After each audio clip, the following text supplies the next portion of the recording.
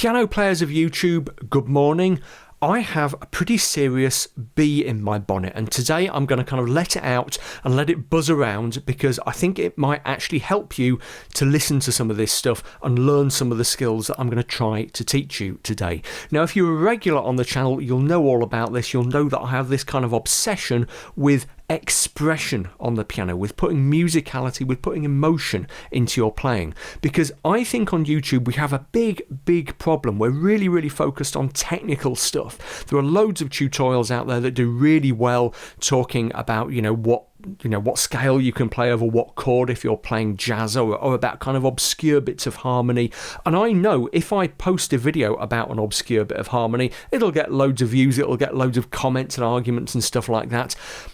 But that kind of thing is only half the battle. As musicians, we have to have something to say, and the something that we say has to find its way out in our playing. And what I see from a lot of people on YouTube is people who have all these kind of great technical skills, or they've acquired this great kind of music theory knowledge, but when they play, sometimes it can sound a little bit dead, a little bit soulless.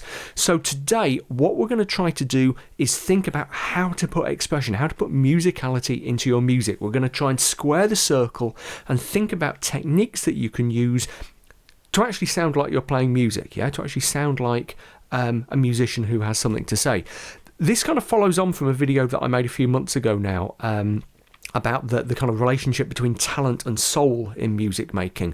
That video was really kind of a labour of love. Lots of people who did watch it really liked it, but not many people did watch it. If you want to check it out, have a look in the description text down below. It's only 7 or 8 minutes long, and I think there were some really important ideas in there. But the people who did watch it, a lot of them came to me and said, "Hey Bill, all this stuff about putting soul into our playing is great, but how does that work in technical terms? What do we actually do on the piano to be more musical?" So that's what we're going to look at today. I'm going to look at 5, maybe 6 techniques that you can use to improve kind of the musicality of your playing, even if you're starting at a really kind of basic level, because you can be musical from day one, and kind of think about how you can take what's inside and kind of get it out on here. Now, as an example, we're going to use, or as a kind of basis what we're working on, we're going to use a song that I'm actually in the middle of writing right now. It's called I Never Knew, and it's part of a set of songs I've been working on for years called Songs for Outcasts and Slackers, and one of these days I'm going to finish it and it'll all be recorded and stuff. But because there's quite a lot of variety in this song, and because the piano part is quite expressive, I thought it'd be really useful to work on, because its A section is quite kind of jazzy and bluesy.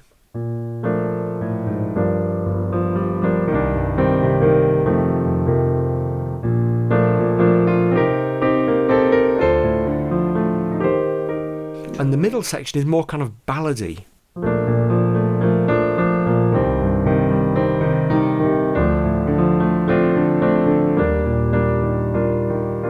So there's quite a lot there for us to play around with. Okay, but let's start with something really simple. So first up, dynamics, the louds and the softs. Now this sounds really basic, but actually it's super important, because I see so many people who are beginners, and also a little bit better than beginners, kind of ignore the louds and the softs, ignore the actual volume they're playing at. And in some ways that's kind of understandable, because when you're just starting out, you're kind of, I just want to hit the right damn note, I just want to get those notes right. And that's fine, but I see that mentality kind of continuing among people who are more advanced players, people who are further down the road, and again, that's understandable with the kind of very kind of technical talent-based mindset that YouTube, I think, promotes. YouTube tutorials tend to promote. So what I want you to do is, especially if you're a beginner, think about whether you're playing loud or soft and practice doing both, Even if you're working on something as simple as a 12-bar blues, you can practice playing it loudly. Or you can go a little bit quieter. And just practice, if you can, playing it really softly. So when you are playing, just try to get as quiet as you can sometimes, and other times really kind of let rip and go loud. And when you're working on anything, think about varying the dynamics and controlling the crescendo, yeah? So in the middle section of this song, I Never Knew, I've got this kind of ballady stuff going on, and I want a kind of crescendo to match the rise in the chords maybe, okay? So the chords go B flat major 7, C minor 7, D minor 7, E flat major 7, and I'm going to kind of mess around with those chords and extend them and play around them, whatever, but those are the basic chords. So listen to how I can use a crescendo there, how I can vary my dynamics to add expression, starting relatively soft.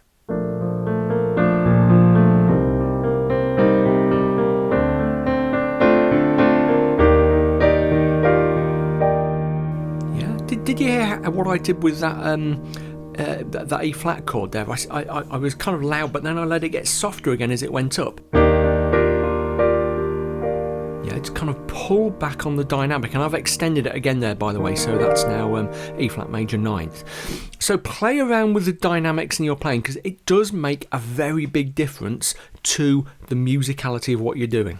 Now, next up is touch. Touch is something that piano teachers talk about all the time, and sometimes it's not really obvious what it is to outsiders. All we mean when we talk about touch is kind of the control that you have on the piano keyboard. Yeah, touch is heavily related to dynamics. It's also related to the way, whether you can play legato, smoothly, yeah, or staccato. Okay, and the quality of the touch that you have really, really heavily affects how expressive you can be. So later on in this song, towards the end of the middle section, I've got a progression of a few quick chords that just link the middle section back to the main section, and they just go like this.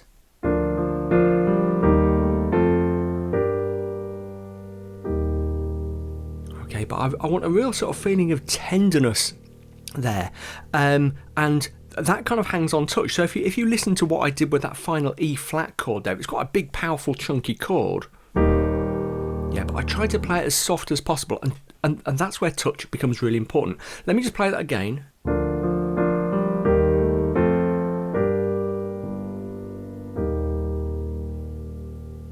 Okay, so I'm really having to think and work hard about controlling how I'm going down on that chord.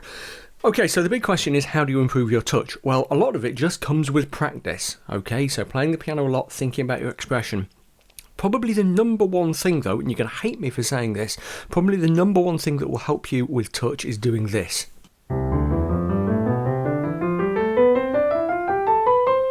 Playing your scales, okay, and in particular practicing your scales in a way, trying to make them as even as possible, trying to make them as legato as possible, as smooth as possible, yeah. Practicing your scales regularly will really, really help with that. It really improves your command, your strength, your control on the piano keyboard. Before we go any further, a very quick mention for some of the stuff that I sell, including my books and my piano packs. Now, the piano packs especially are really, really going to help you if you're trying to improve your expressive skills, because they're full of kind of original pieces to learn and exercises that you can use, all kind of things like that work on the technical side of your piano playing, but which will also kind of feed into your expression, okay? So you'll find links for those in the description text down below. I'll stick them on the end screen of the video as well. Also, quick announcement, the new book that I've been working on for like years now, well, 2 or 3 years, is coming out soon. How to Be a Better Musician will be live next month. So it's October 2022 now, and I'm going to publish it to start with just in ebook form for various reasons in kind of the middle of November 2022, okay? Hopefully just in time for Thanksgiving if you happen to be in the States. So keep an eye out for How to Be a Better Musician. It's got tons of stuff in it. It's got embedded videos, it's got loads of exercises, it's got loads of sort of kind of science-backed explanations of how best to practice, and if you're trying to improve your music skills, I think it's really going to help you. So check out the piano packs and the books for now, but do keep an eye out for How to Be a Better Musician, because it is coming very soon. The next one is thinking about how you use timing in the music you make. Now, this doesn't apply to every song or piece you play, but it will apply to a lot of them, especially the slower stuff. What I'm talking about here, you might be aware of, is rubato, the way you can kind of play around with time for expressive effect. So if we look at the A section of the song, it's in 4/4 time, but just try to count along as I play. Okay, here we go.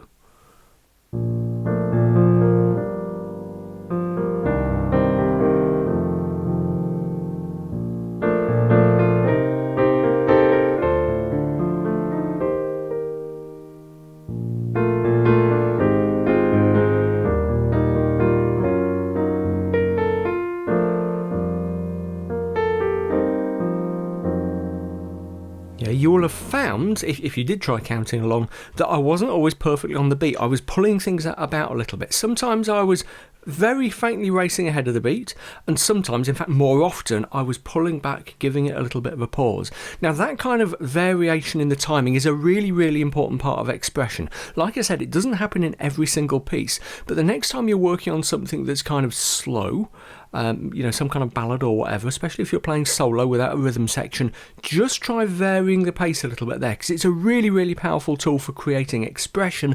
And again, it's something that I see people not using as much as they should do. Yeah, people think they always have to play in this very kind of methodical, mechanical way, and you don't.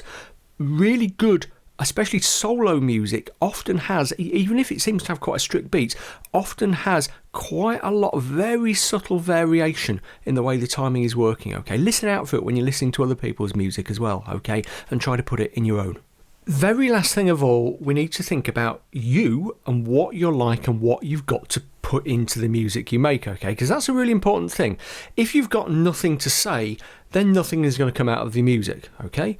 Now, I'm not saying you're boring. I'm not saying that you've got to change yourself or you've got to become kind of, smart and sophisticated and cool. I expect you are already, okay? But think about working on yourself and the way you can develop your life in a way that you can put into your music. This stuff is really hard to explain, so let me just talk about some of the science for a second, because there is science about this stuff. There have been quite a few studies showing that one of the key personality traits that musicians show is openness to experience. Now, you might know that the standard kind of personality model that's used in academic psychology uses the so-called Big Five personality traits, things like agreeableness, conscientiousness, and the one we're most interested in is openness to experience, because lots of studies have shown, I'll include some references in the text down below so you know I'm not making this up. Lots of studies have shown that good musicians tend to have a higher than average openness to experience, yeah? We like learning new things, we like new experiences, we like meeting new people, we like listening to new stuff, seeing new stuff, whatever, okay? We tend to be interested in other arts as well as music. We tend to be interested in the sciences and current affairs, stuff like that, okay? Now, I don't know if you can change your personality, but if at the moment you tend to be quite a self-contained person and you have a relatively limited range of interests and a relatively limited range of music that you like listening to, maybe now is the time to start gently expanding that, okay? Because you should find it helps. In purely practical terms, just extending the range of music that you play can make a huge difference, okay? I go on about this endlessly, but if you don't play any classical piano, even if it's not your thing, just trying a little bit can really make a big difference. I made a YouTube short video about this a few months ago. I'll include a link to that in the description text. Because, it helps you in all sorts of ways. Classical music will help your finger technique, your touch, all of the other things. But ultimately, it's all about that openness to different styles of music, yeah, and being open-minded and having something to put into your music. Okay, because the whole point about music, and we don't want to get into this kind of philosophy of it here, but the whole point about music is that it expresses stuff that cannot be expressed in words. Yeah, when we write a song, much of the expression comes from the music itself rather than the words. The words are just kind of the icing on the top. Okay, so having something to say, doing something extra, your homework for this tutorial, if you do nothing else, is to maybe try doing or listening to something different or watching something different or talking to someone new, okay? Because believe it or not, all that, the science says, all that will have an effect on the music you make.